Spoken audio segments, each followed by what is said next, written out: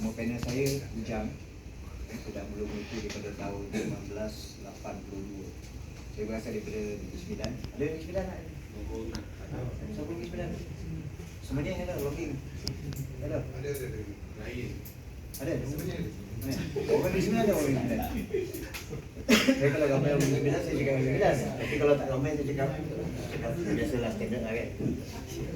Okey, jadi kita cerita dulu tentang fasa kartun proses kartun daripada tahun bermulanya industri ni dekat Malaysia. Jadi supaya kita nampak apa dia apa peranan kartun ni dalam masyarakat kita, dalam industri kita dan macam mana dia berkembang. Dia bermula pada tahun 79 bila kita start buat kartun dalam bentuk majalah. Kau baca gila. Ya kan? Gila ni tahun 79. Sebelum tu, kalau kita nak tengok kartun, kita kena buka surat khabar, ada satu strip kecil. Betul. Kan? Kan? Punya banyak surat khabar tu sekeping yang ada kartun kan? Itu lah kita baca. Kemudian dekat Surat kadang-kadang ada sekeping. Yang lain tu, masa tu yang berkembang apa? Dino, Ivan, Nancy.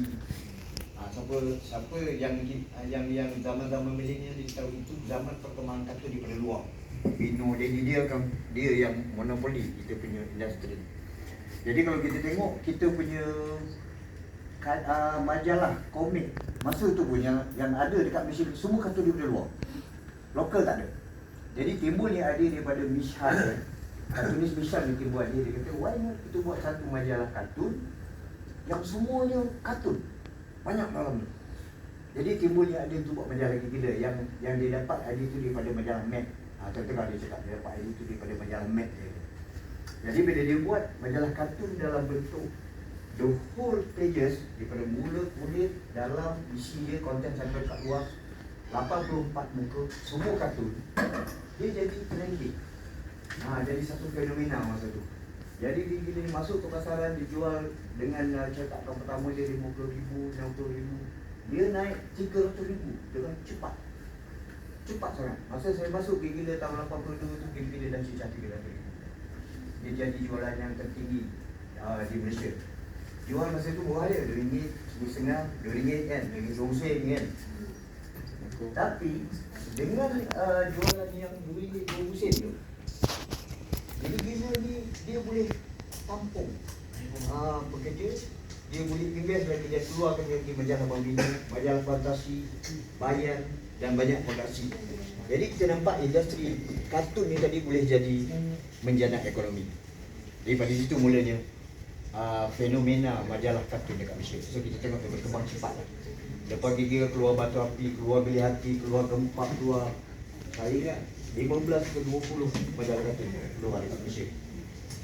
Jadi zaman era perkembangan masa-masa bermula bila masuk ke pasaran ni, dia lebih educate sikit.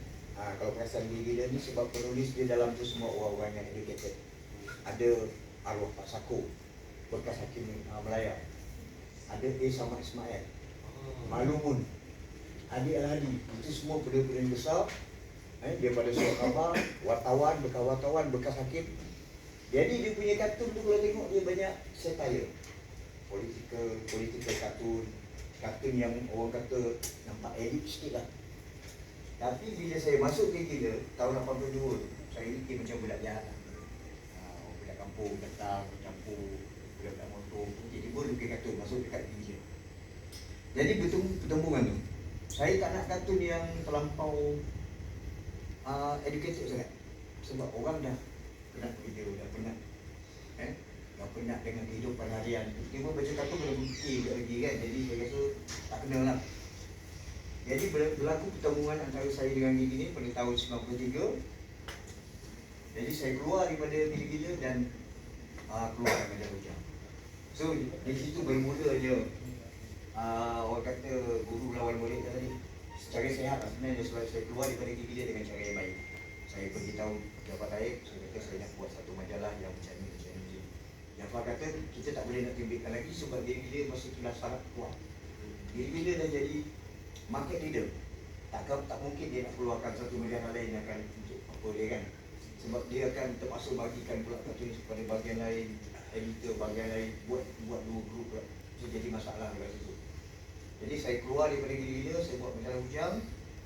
Tapi bukan majalah hujang dulu, saya mulakan dengan animasi. Usuk Sontorian.